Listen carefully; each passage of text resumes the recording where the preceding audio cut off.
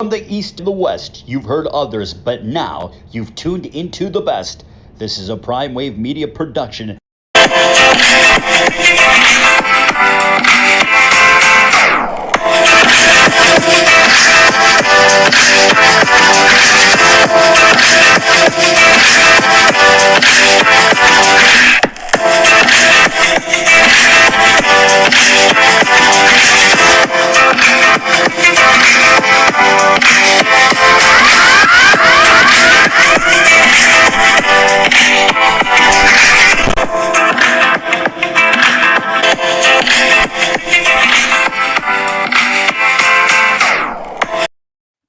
What's up, world? It's the one and only Pop DiBiase, the Primetime Capper, and it is time for the premier sports betting show, the Primetime Angles live, and 10:26 today, and I got none other than radio sports agent aficionado, Mr. Mike Abadir. What's going on, Mike? What's going on, Pop? Pleasure to be with you. It's been long overdue, my man.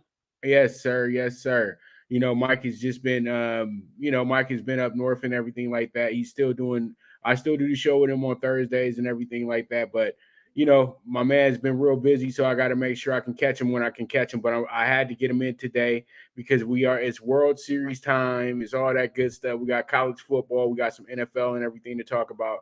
So I'm ready to jump into it. And tomorrow, you guys will, if I'm welcome tomorrow, you guys should catch me on Mike's radio show as well too at 4 p.m.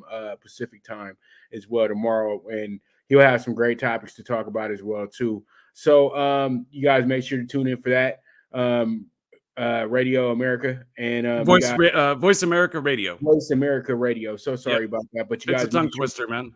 Yeah, you guys make sure to tune in for that. But right now, we're going to do the Primetime Angles live, baby. So, yeah, we're just over here lounging and relaxing. And, man, I'm feeling good. I'm feeling great, Mike. Let's go ahead and jump into the first topic at hand. It's not that, but let's talk about, can Ohio State run the table and win the national title? Your thoughts, Mike. I'll let you go first. Yeah, why not?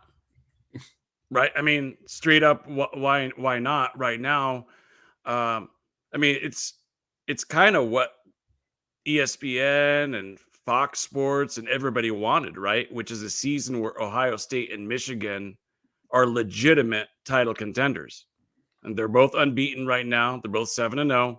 They're ranked number 2 and number 4, respectively. And pretty much either of those teams can run the table, but they both can't, right? Because they're still going to play each other head-to-head, Pop. So I think whoever prevails from that game is probably going to be facing Georgia in the title game. Now, that's no sure thing. I'm sure Tennessee fans have something to say about that. Probably even Clemson as well. Sorry, TCU. I just don't see it. I know you guys are unbeaten. But those are the unbeatens, the ones I just mentioned right there. And I think Ohio State may be the best of the bunch, but they're definitely top 2, Pop. And I don't know, until Michigan proves that they're no longer Ohio State's bitch, I'm going Ohio State and Georgia in the finals. Very chalky. It's 1-2 right now, and that's the way I see it playing out. Of course, there's always that wild card, which is Alabama, because of their strength of schedule. And if they find a way, somehow, some way to get into the college football playoff, then all bets are off, right? Because they're the most experienced team. They're the team that has the pedigree, and they're the team that has Nick Saban. But for right now, the way it stands, yes to your question.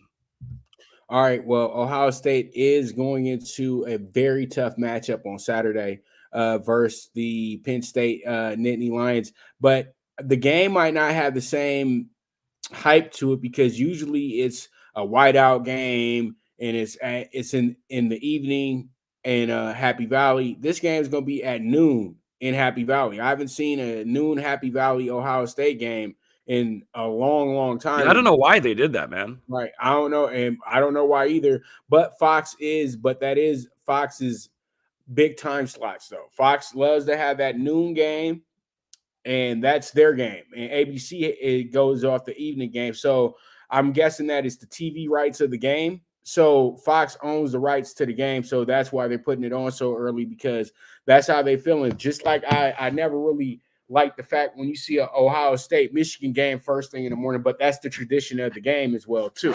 So when I look at Ohio State, I look at a team that is really, really good, but I see a team that can be exposed as well too. And this is coming from a guy who has a lot of love for Ohio State. You know, I grew up Ohio State fan, all that stuff. I still am a big admirer, but you know, I don't want to be like these other talking heads where you're touting up your team. You know what I mean? I get sick of seeing that. You know, I see like the guy that is on Colin's show and he just is always riding for the Jets. It's like, bro, you have to make sure that you're fair, right, Mike? You got to be fair. You can't be just about.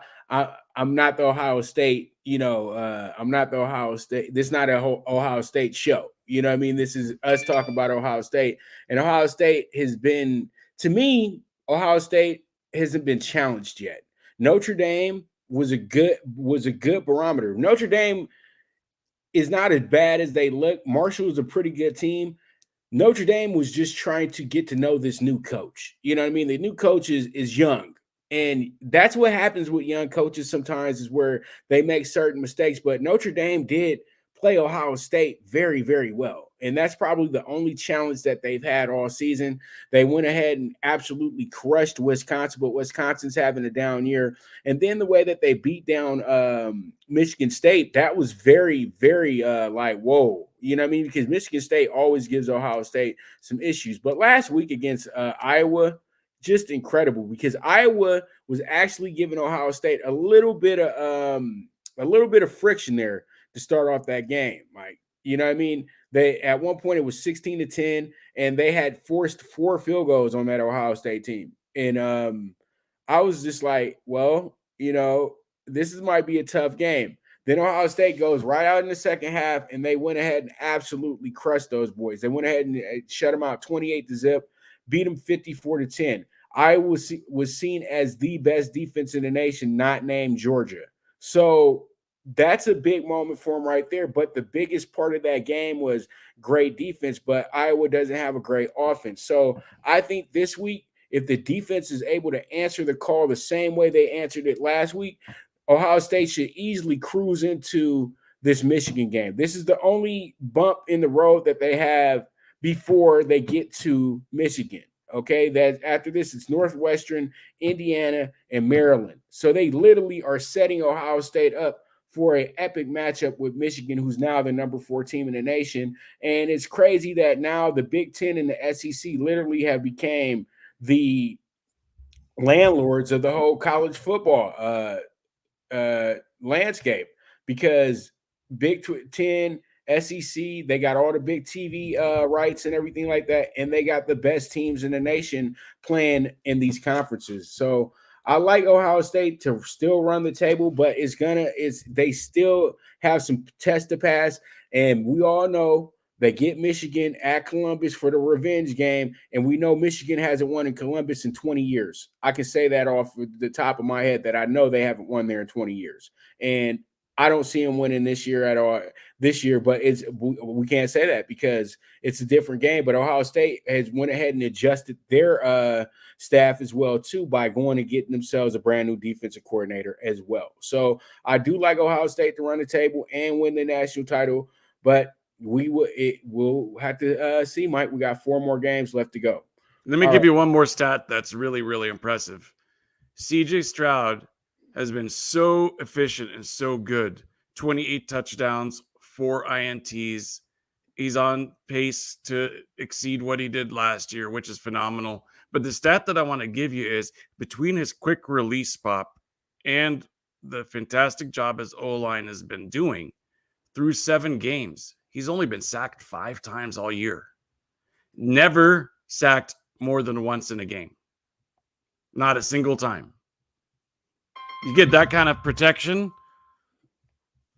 with the weapons that they've got, he's going to find an open receiver, man. It's like shooting fish in a barrel, bro. CJ Stroud, definite Heisman candidate. He's killing it. The O-line, killing it. His quick release, devastating. This team might not be beat in 2022. Their first loss may come in 2023, maybe in January, but they're not going to lose in 2022. Mark my words. All right. Mike feels that they're not going to lose a game. I think that he's on to something with that, but we have to just the coming weeks will tell us, you know what I mean? But CJ Stroud, I would say that when you start talking about quarterbacks going into this year's draft, he got to be your top guy, right? Right? Well, look, I am going to be honest, which most media people won't be. The quarterback is the toughest position to evaluate.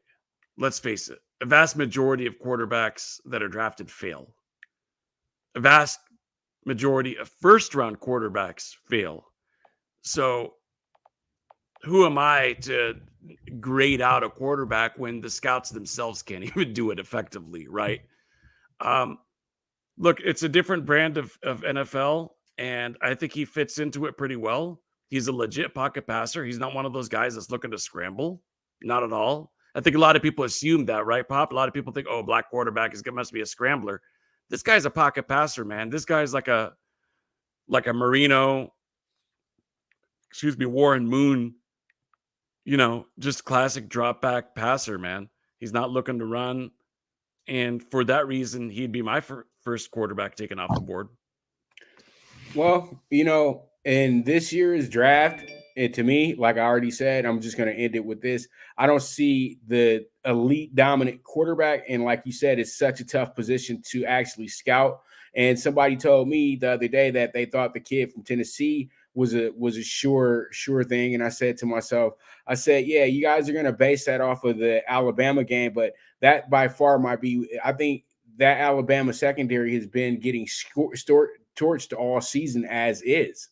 So it's not like you're playing against top tier Alabama, because Alabama actually had a young stud freshman who's actually his father is a good friend of mine, former NFL player Earl Little.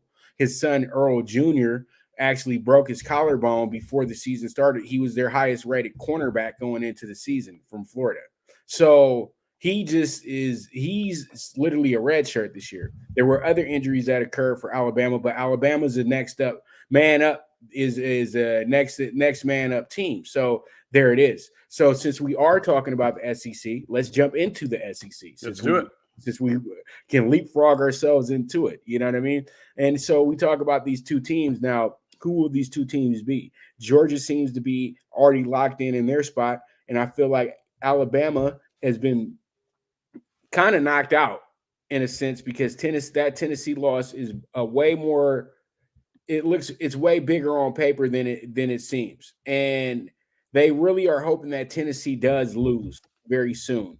But Tennessee, I think they don't have enough of a credential to really. They have to really win out to be able to have some say at the end of the day if they're going to be able to move forward into the CFP, because I just truly feel like Tennessee hasn't really. They got a good emotional win over a Alabama team that was a little shorthanded.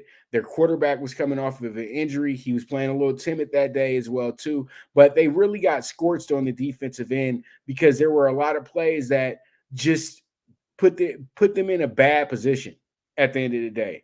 And I think that was more of an emotional adrenaline game, and your coach literally figured out everything you needed to do to beat Alabama. But I think that the adrenaline that they played with that day was very helpful as well too. So when you look at Tennessee's schedule for the rest of the year, they got their big win against Alabama, but they didn't blow out Alabama. So that always gives me a little bit of a warning sign about teams moving forward, that this team could actually lay an egg against a team that you don't see them get losing to. And this week, guess who they line it up with? Kentucky, a team that's number 19 in the nation and were a top 10 team for a moment there as well too. And this is a rivalry game as well. So you got Kentucky right now this week, and then guess who where you're going to next week? You got to go to Athens to play the number one team in the nation, defending national champion. So they have a real 2-week grind where if they're able to go ahead and pull off these 2 wins, they go right to number one in the nation, and then they don't even have to worry about if they're going to make the CFP, because they've beaten Georgia and Bama. That's enough to literally get you in there. But I have this idea this is going to happen to them.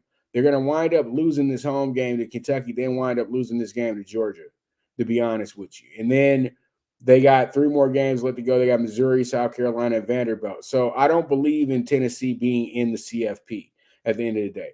But I think what's going to happen here is that since the Pac-12 is playing much, much better football, that they may give one of these Pac-12 teams an opportunity to be in the Final Four, to kind of give the Pac-12 a little bit more juice in a sense, since they are about to lose the 2 anchor programs of the conference. Because I don't care what anybody says, losing USC and UCLA is a monster loss, because you're losing the LA market, but you're losing the teams that traditionally keep the conference relevant. So I truly do think that we will get one. I said this before the season started, that we will only get one SEC team in. They can't keep doing the monopoly of putting 2 teams in here, because, all right, they were in the same division. One of them won, one of them lost. And I just really feel like you can't keep catering to them like this. Like Alabama, that was great. They put them in the Final Four last year, but I don't think that Alabama deserved to be in the Final Four, to be honest with you, Mike. But they were still there. You know what I mean? So we'll see how it goes, man. But what are your thoughts on this? Do you think they get 2 teams in? Yes. And I think the Pac-12 has no shot to get a team in.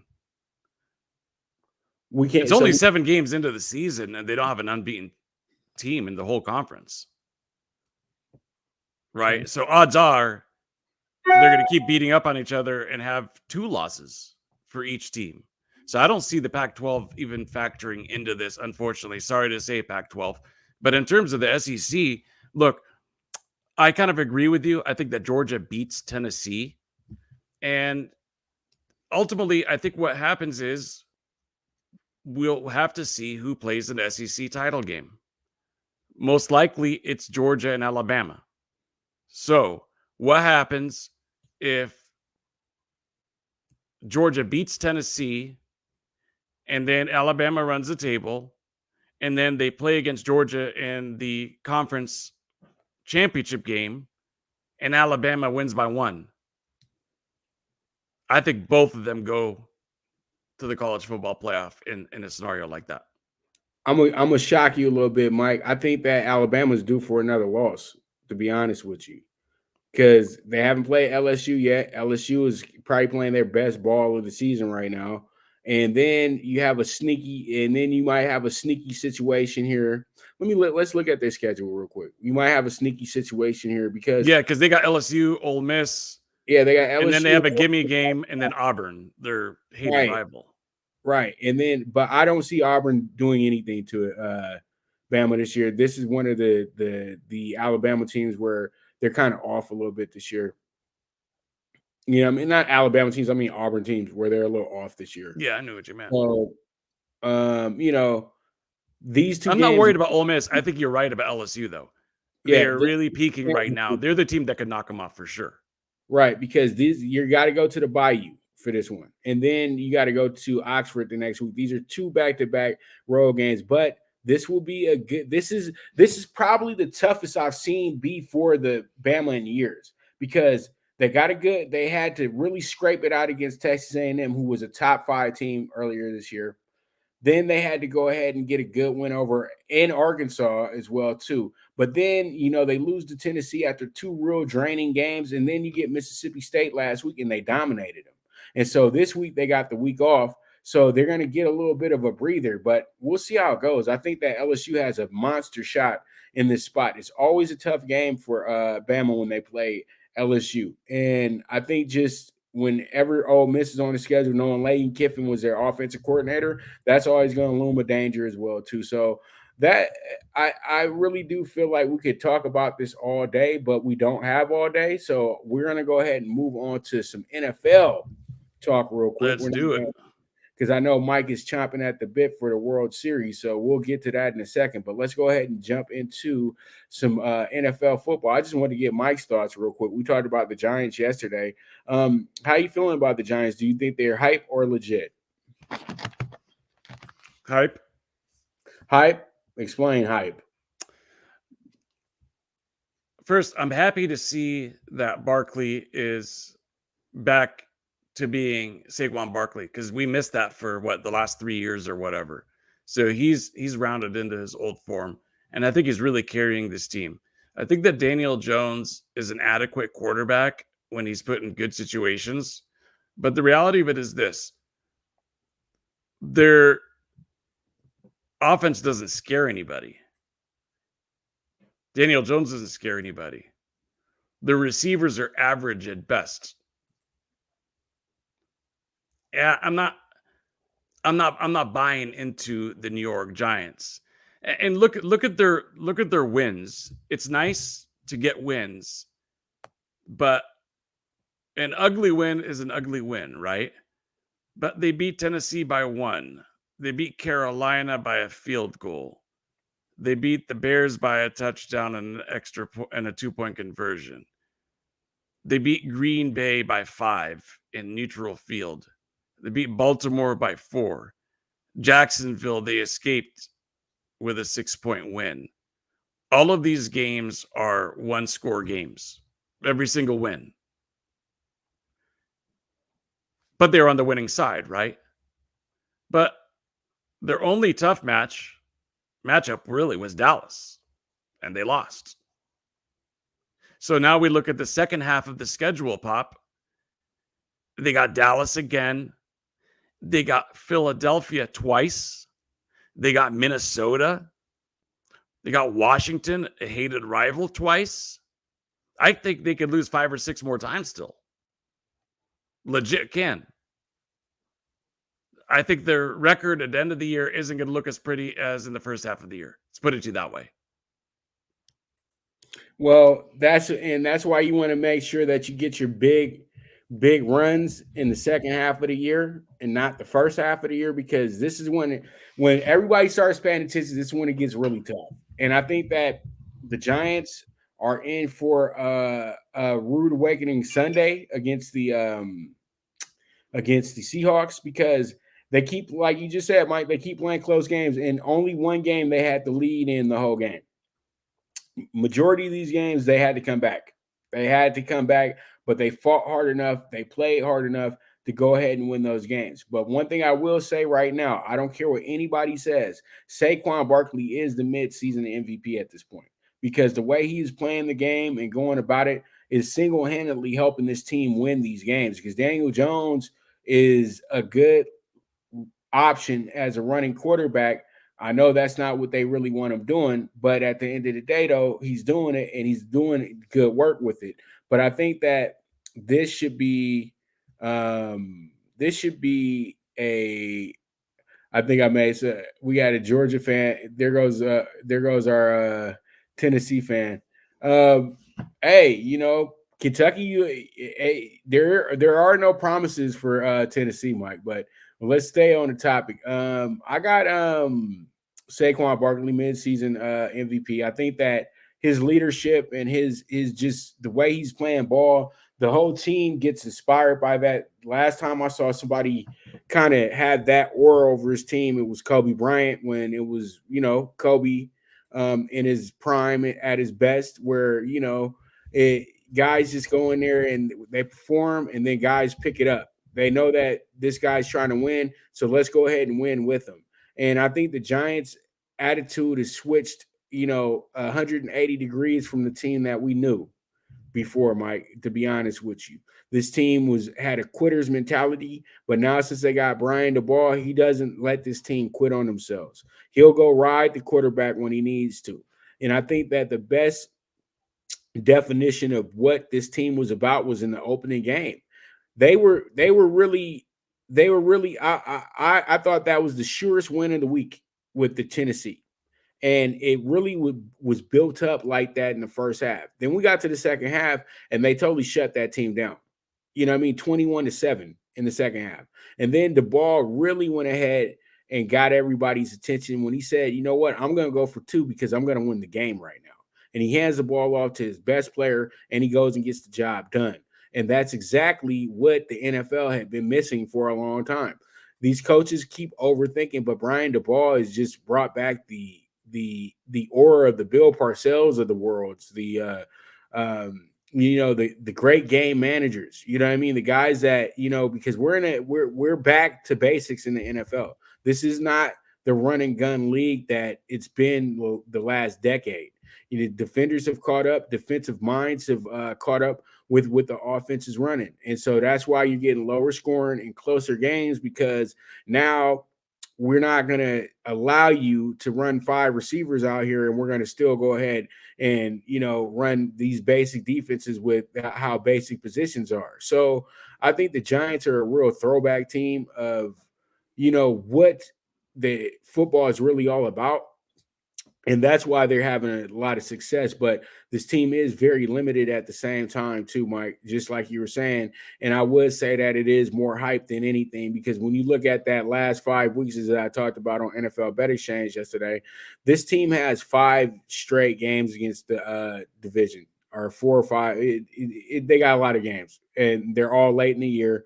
And it's going to be a tough climb. And then these games that they look like they're supposed to win, they'll probably not win. You know what I mean? The Texans game is more dangerous than anything right now, if you really think about it. So I think at the end of the day, this will be a good season for the Giants to possibly build on. I think that they could possibly still make the playoffs, because the NFC is wide open. I think that we do get 3 out of the East, to be honest with you, because the rest of the NFC, other than the East right now, isn't really good. And that's the Bucks. Bucks as well too. They're 3-4. You know what I mean? And so the Packers 3-4. All these teams that you consider to be the top teams, they're not there right now. So that's how I see it. I think that they're more hyped than anything, but it is a great love story for the city of New York. Brian Daboll is the first half coach of the year. I agree. Saquon is the first half MVP. In the next 10 games, I think they either go 3-7 or 4-6. 4-6 is going to be good enough to get you a playoff spot, right? Because then they're going to be 10-7. Right. If they go 3-7, first of all, it's not the way you want to get into the playoffs. Second of all, I don't know if a 9-8 team goes, maybe, because like you said, the NFC is down. But let's just start with this week real fast, man. Cross-country trip to Seattle. Let me tell you something about Geno Smith. I believe in Geno. I legit do. I'm going to give you a comp. You ready for this? Geno Smith is the modern day Rich Gannon. He's today's Rich Gannon, Pop. Yep. I'm not saying his style is like Rich Gannon. I'm saying it mirrors Rich Gannon in the sense that, remember how Gannon was a backup for many, many years? And he learned and he learned and he learned, and he was just waiting and waiting and waiting for an opportunity for like 8 years or something. He was a really late bloomer, and then he became a league MVP. Very unusual story. You don't really see a quarterback being a clip holder for 8 years and then becoming an MVP. But I think Geno Smith is on that track. Not saying he's necessarily going to get MVP. He'll surely get votes. He'll definitely be comeback player of the year. But he's going to be very similar in my mind, viewed very similarly. I think he's got a nice 2 or 3 year run ahead of him. And I think he's just absorbed, all he can in the last 8 years and turned himself into a good quarterback. I think Rich Gannon is a little bit much, but I would say that he's like possibly like Doug Williams on his company, maybe not win a Super Bowl, but it's like Doug Williams when he got back with the Redskins, maybe a Vince Evans when he used to get opportunities to start for the Raiders as well too. Vince Evans was a pretty good quarterback. He was a backup for the Bears as well, and then went to the Raiders and was the Raiders backup for a good 8 years in LA. He was pretty good. And he always showed up when he started. But I just think that Geno is a great example of a guy who got drafted by the wrong team early in his career, and they put a lot of pressure on the franchise. They ain't put a lot of pressure on trying to win. They put a lot of pressure on, let's just move on this next quarterback. He was in a controversy with, Ryan and Sanchez not getting along and him trying to teach lessons to Sanchez and all this stuff. Tannenbaum, all those guys got fired because of that.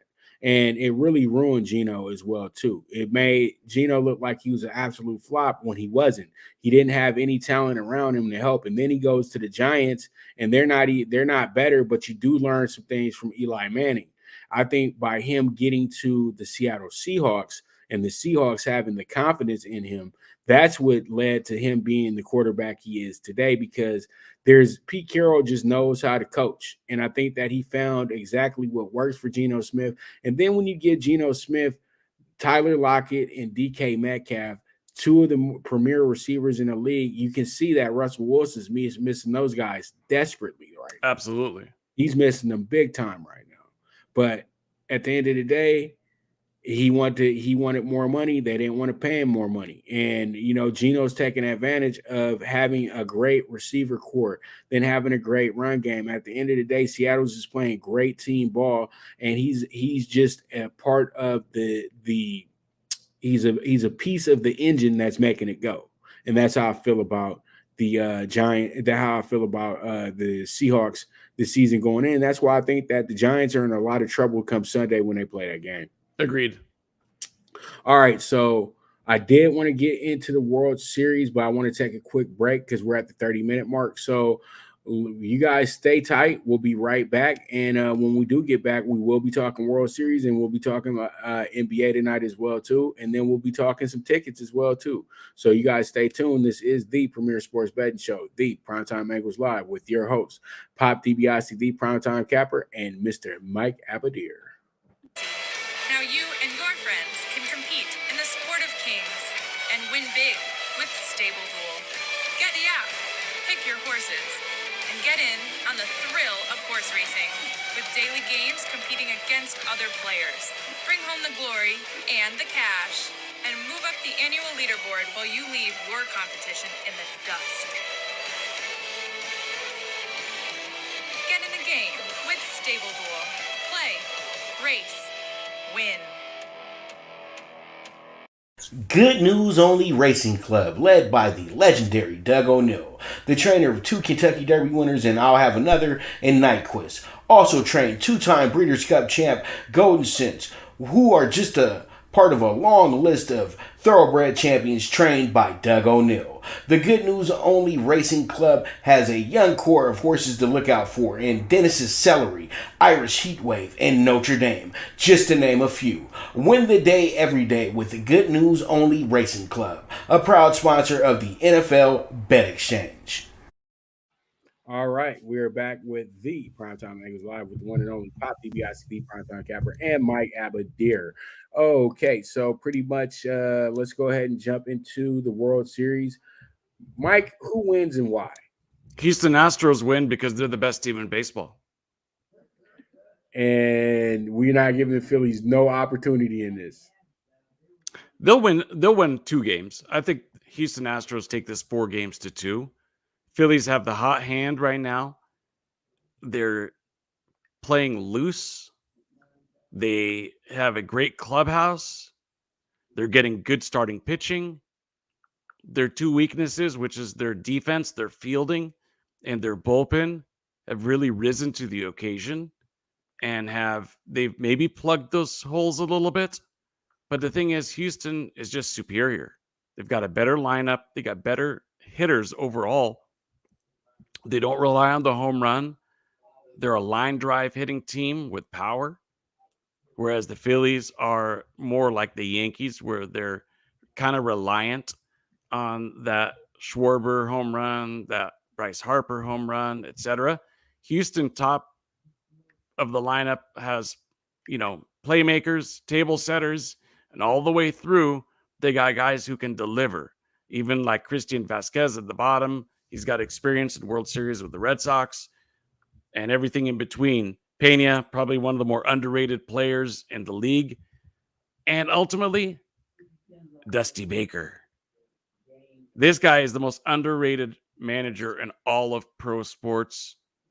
He's done it with so many different teams. He's set records. He almost won a World Series, but almost doesn't count.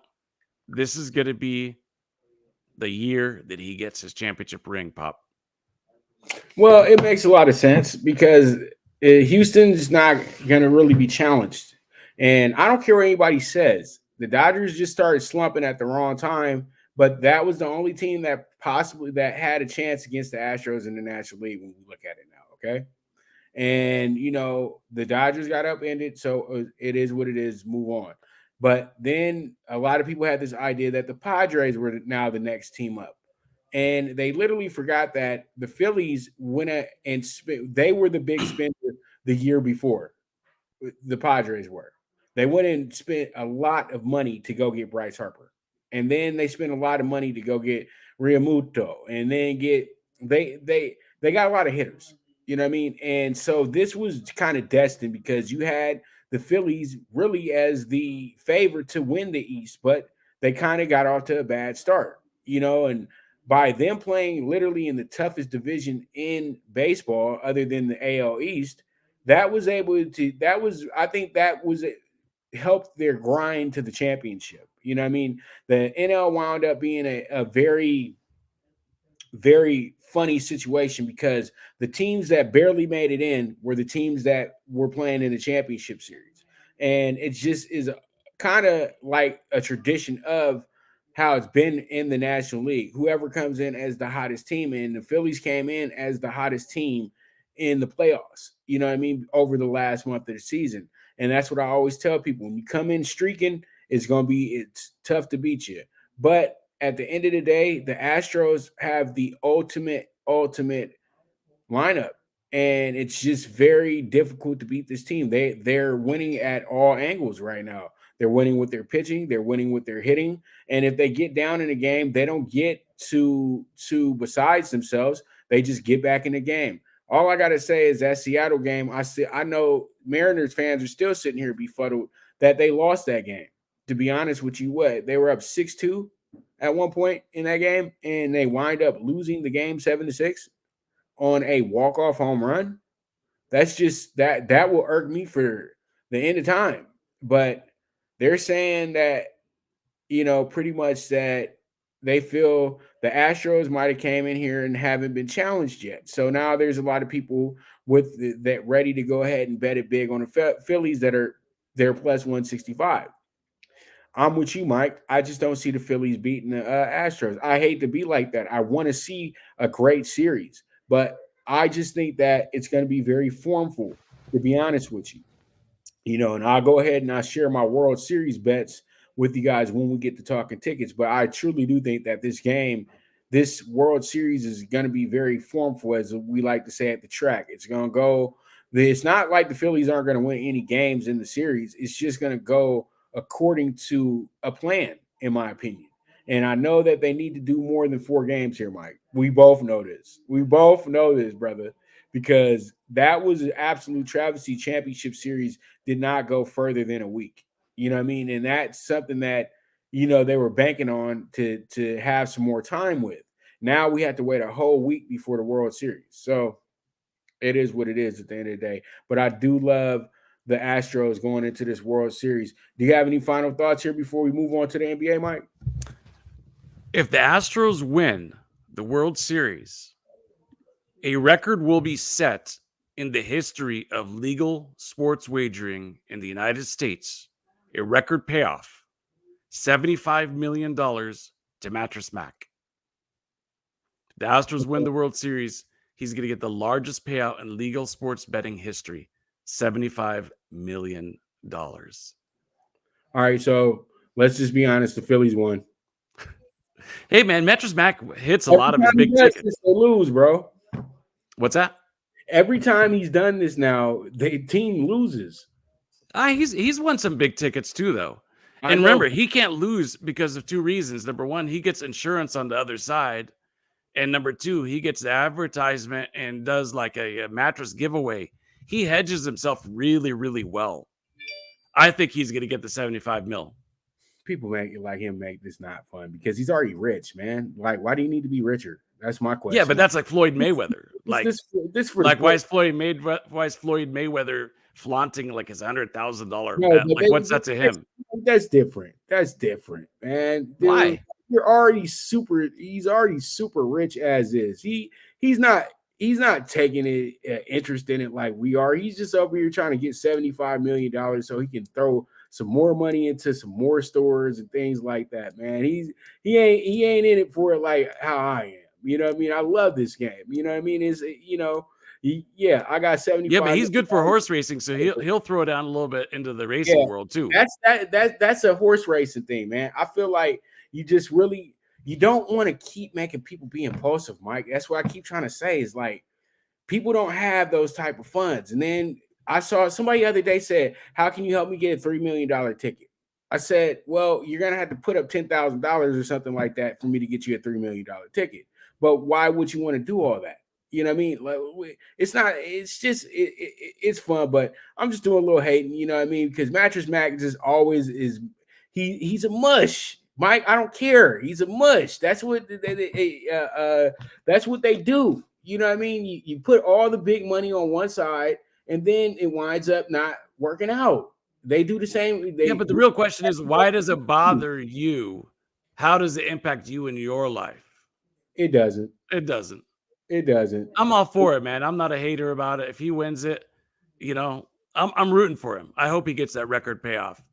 And I'd like him to buy some more horses and to insert that into the game, because you're kind of right, man. Like there are a lot of people that are priced out of this business. And I think that's why we're seeing a lot of like this crowdsourcing, crowdfunding type approach where like 100 people own like a sliver of a horse.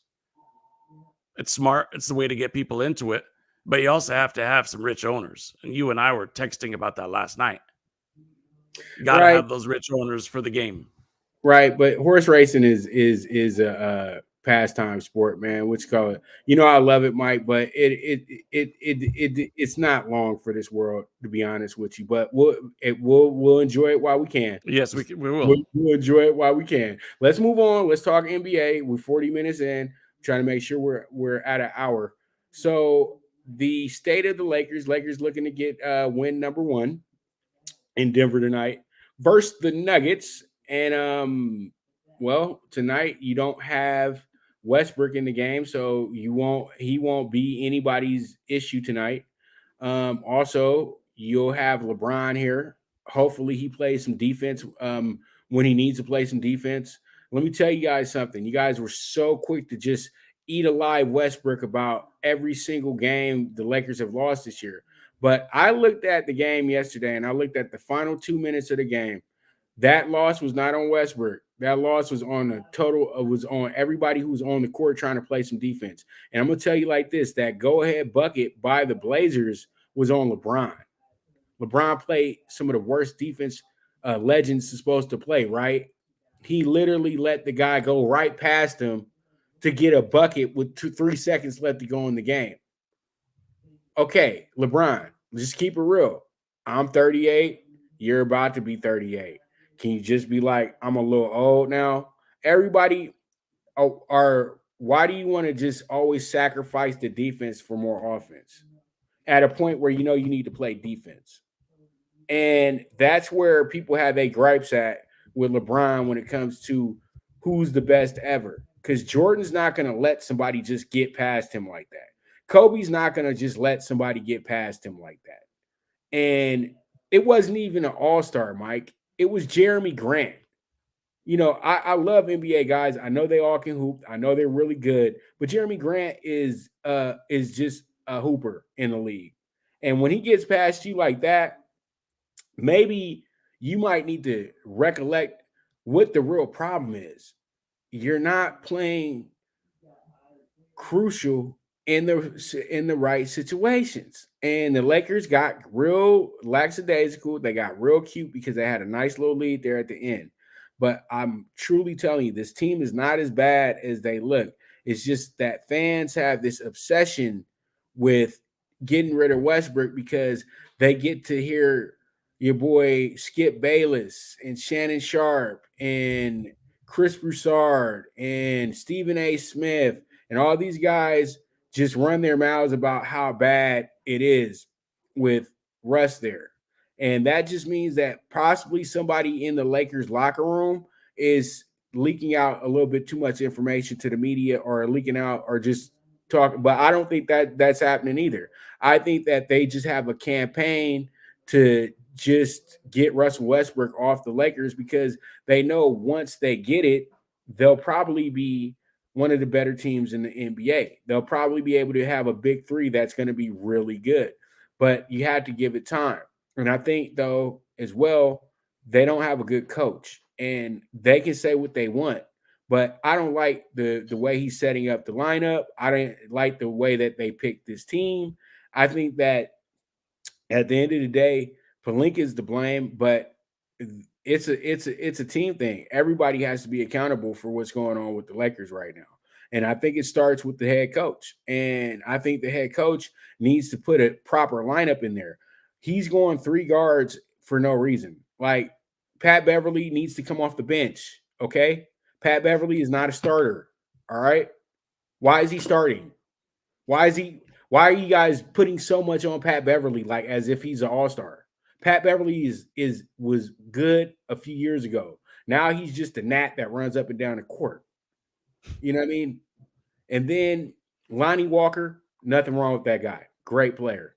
AD, you need to start playing like how you did in New Orleans and start stepping it up.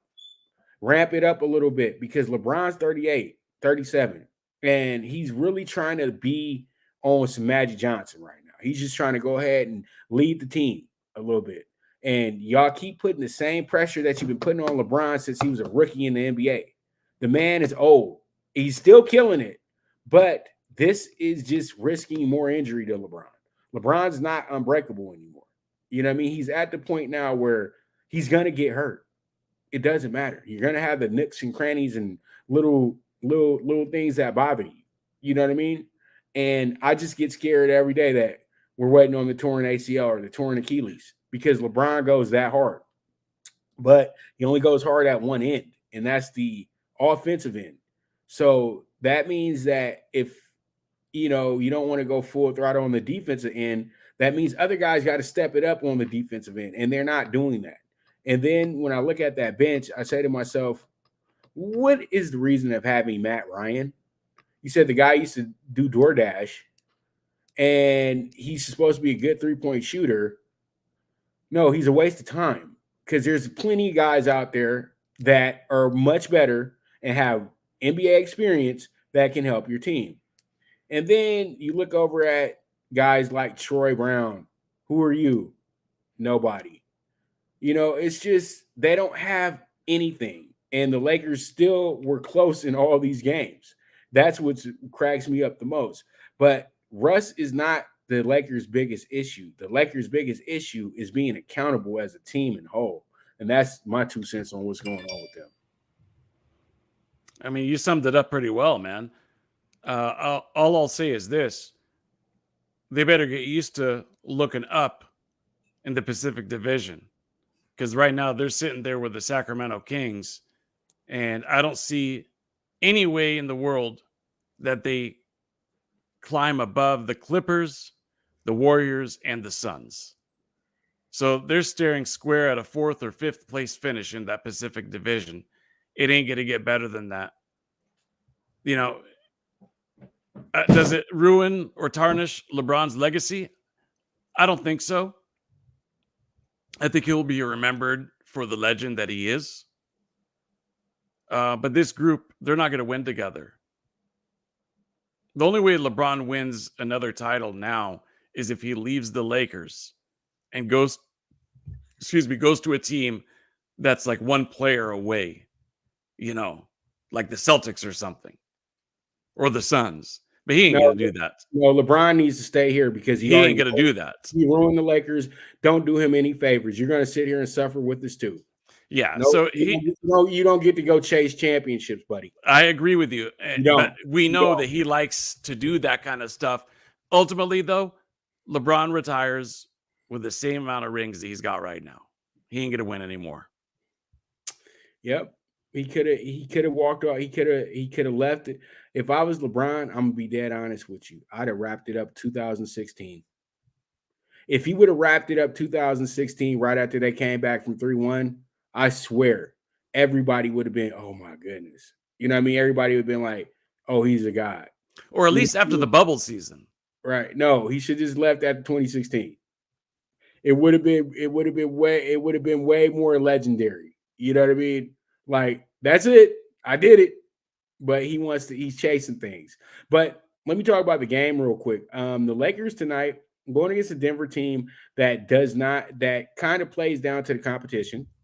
I think tonight, if they're able to kind of deal with Jokic just a little bit, they got a chance. They're only a 5.5-point dog tonight, and that's for good reason, because you got a team in Denver coming off of a 25-point beatdown from the Blazers but they blew that game because they gave up 85 points in the second half. So this team isn't very good defensively at this point, but they're going to get better. I think the Lakers can sneak in here and get a good win, but they have to get off to a fast start. They have to put themselves ahead of the 8 ball very early. They can't play from behind. So I think the Lakers do have a shot to cover the plus 5.5, but we'll see how it goes. We'll see how it shakes out.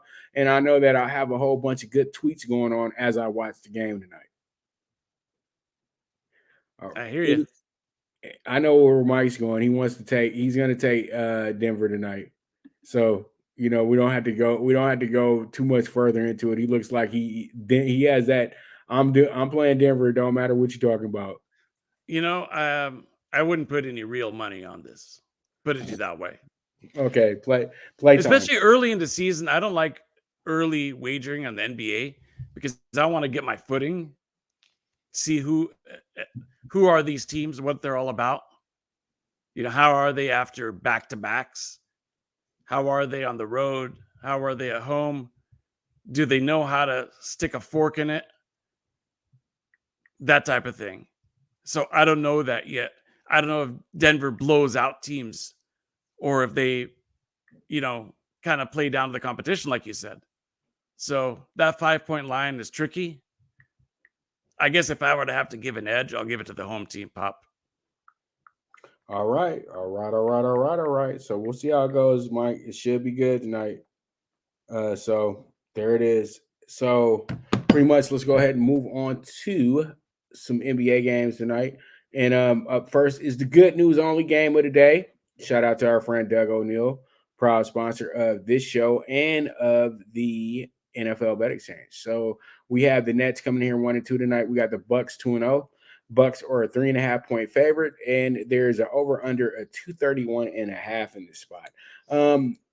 What I like here is that this is going to be a game where you have a Bucks team who hasn't played that much to start the year off, and then you got a Nets team that kind of ran into a bad situation the other night in Memphis, where there was some bad reffing in that game at the end. So I think that this game is going to be tough for the Bucks because they're not going against an easy team tonight. They absolutely demolished the Rockets the other night, but the Rockets aren't that good. I think the Nets are going to be a big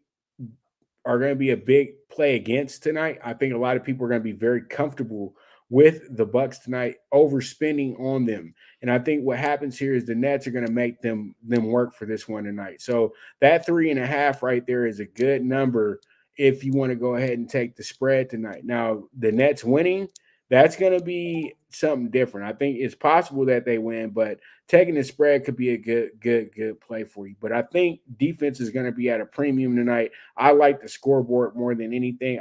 I say under tonight for this game, 231.5. Mike, what are your thoughts? I like the under as well, but I'll take the Bucks.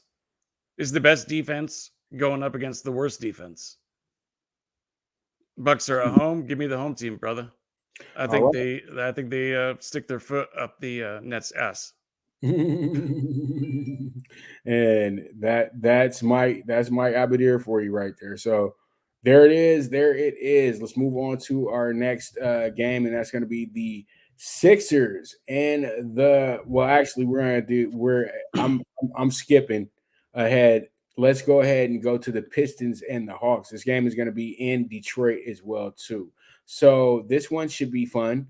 You got a Hawks team coming in here 2-1. You got a Pistons team 1-3, but those were 3 straight losses on the road. They did win their first game of the season, which was at home. they do have a good young hungry squad that has some really fun players. As the season progresses, they'll get better. They'll get way better. And I think that this is a spot where a lot of people are going to be very comfortable with the Hawks. But I say, don't get too comfy with the Hawks, because the Hawks are a team that can win 4 in a row, then they'll lose 4 in a row. It doesn't matter who they're playing against, because this team gets a little sidetracked. They get a little bit too cocky for themselves, and then they start losing. And so that's something that I really can't trust going into this game, Mike. So I do like Detroit here, and Detroit actually has to play them back to back. Detroit's going to play them Wednesday, and they're going to play them Friday at home. So usually these games get split. There's never a sweep here. So I'm going to go ahead, and I think that this is a good spot for you to have a team to get you a nice dog money. I love the plus 250 here, Mike. What are your thoughts? I like the Pistons plus 7.5, and I also like the under. Okay. And Pistons 7.5 at home. It's a strong bet, man, because the Pistons at home are different, and a lot of bad teams at home are different. You know what I mean? Because that's the only time that you really do have your diehards there and all that stuff. So, you play up to it. It's not like Laker games where you got fans that are just so busy, being negative and being mad about everything. You know what I mean? It just they already think you're about to lose when you get there. Somebody said something real funny. They said they went to a Clipper game. They said, I really have to respect the Clipper fans. They root for them no matter what. It doesn't matter how the game is going. They're still going to root for their team. That is funny, man. It's true. That's very true. I've been to enough Clipper games to know that, the Clipper fans are ride or dies, because there's a lot of Clipper games I went to where they lost in the last seconds of the game. So that's why that cracked me up a lot when that dude said that, because they've had their times. You know what I mean? So it is what it is at the end of the day, but that's some funny stuff right there. But let's move on and talk about the Raptors and the 76ers. The 76ers are coming in here tonight 1-3, and then you got a Raptors team that's 2-2. Mike, what are your thoughts on this before I give my grease on this? I'll make it quick. I will go for the home team again, the Raptors, against a struggling Sixers team. Okay, so you like the Raptors in this spot again. So you like the Raptors here. I will say this one right here is a game that I feel like will go over. So that's where I'm headed to in this one. I think that this is more about scoreboard watching than anything, because this is a division game. So division games are a little tricky sometimes. So we got to go ahead and get with the business here. So we'll see. Hey, Pop, just in case my laptop is about to die, my battery is about to go. So I wanted to give you a quick heads up on that. I might not be able to make it to Talkin Tickets, your big ticket here. Okay, so we'll hurry, Mike. I'll try to get this out as fast as possible, because I'm uploading some other stuff as I'm talking. But yeah, I do like the over 212 here, because they're saying defense tonight. I'm feeling like it's going to be some offense tonight, to be honest with you, Mike. So that's where I'm going with this one. And then let's go ahead and get into our next group, and that's going to be the Spurs and the Wolves tonight, Mike. And this is a good line in a sense, because you have a Spurs team 3-1 coming into the game. Surprise, surprise. Nobody's talking about that. 2-2. They were considered to be the worst team in the league this year, but they got Greg Popovich coaching. How are they ever going to be the worst team in the league? So to make this quick, I like the Wolves tonight with the plus. I'm not the Wolves, but the Spurs with the +9. I think they're giving the Wolves a little bit too much love. And this team lost to Utah the other night, another team that's supposed to be not good. So, I'm going to go ahead and take it how it is, Mike. I think that it's going to work out for us here. So that's where I'm going with this one. So how you feeling here? Spurs take the points.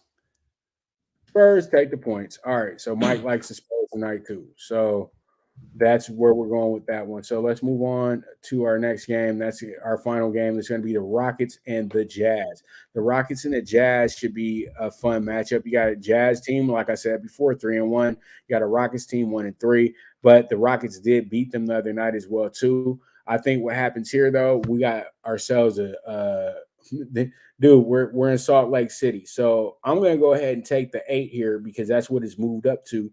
I think that the Jazz win this game by double digits because they're at home tonight. Agreed. Jazz big over the Rockets. All right. So Mike likes the Jazz tonight. All right. So let's go ahead and get into talking tickets real quick. Mike, do you have anything for the World Series before I get through this? Astros win the series. I'll take it. I'll take the in 6. And I like your Alvarez MVP. I'll ride on all of those. I'm sorry? Yeah. Do you have anybody else for MVP? Bregman. All right. Anybody on the Philly side? It would be Harper. Yeah, I think if they only win if Harper. If they win, it'll be Harper. Right. The one other guy that I would say is if Verlander tosses a couple of shutouts, you always go with the pitcher and the quarterback for MVPs, right? So right. But Verlander, though, I think we got to get over. I think we got to be prepared for Verlander not to be good in this situation too. I'll ride with Verlander all day, brother. I feel you. All right. Okay, so that's how I have it. Astros win the series -195. Series ends in 6 games, +160. And then we got a 5-1 MVP shot with Alvarez as well, too. So we'll go ahead and run with that. And then we got NBA prop bets tonight. I like the Cavs over 111 team total. Then I like the Hornets under 109 at the Garden tonight. And then I have the Cavs Evan Mobley recording a double-double. That's a +250. And then we got AD going over 24.5 points tonight to just kind of, show that he just ain't just hanging out in LA. I like it.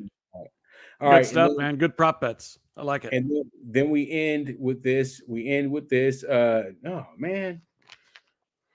Hold on, y'all. Which guy? I know Mike is having his issues, but you got to still get this over because it's the super high 5, y'all. We got to make sure it's super high 5 is right.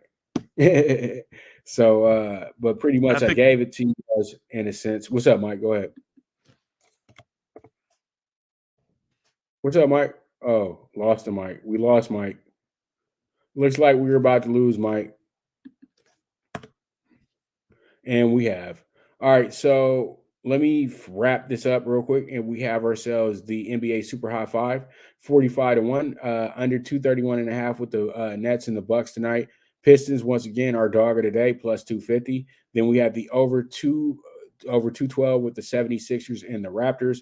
And then we have the Spurs with the +9. And then we finish up with the Jazz at the -8. We got a 45-1 ticket. Let's see how it goes. Let's see how it shakes out. And pretty much that's where we're going to go from here. So I want to thank you guys so much for tuning in today. And I also want to thank my man, Mike Abadir, for coming in and hanging out with us today and putting his 2 cents on some things and talking with us and all that good stuff. Well, we just lost him. His laptop was dying and all that stuff. So, it is what it is at the end of the day. Another great show, another great day. And you guys already know what time it is, man. Bet with your head, not with your hearts. The movement is moving. Love you, Pops. This is the premier sports bet show, the PrimeTime Angles Live with the one and only Pop DBIC, the PrimeTime Capper. And I'll be back at you tomorrow with some college football bets list and also talking some more NBA and talking some boxing as well, too. So you guys make sure to tune in. I'll be right here to go ahead and go through the best angles in the game. All right. So you guys be good. I'll be back to you tomorrow. Enjoy.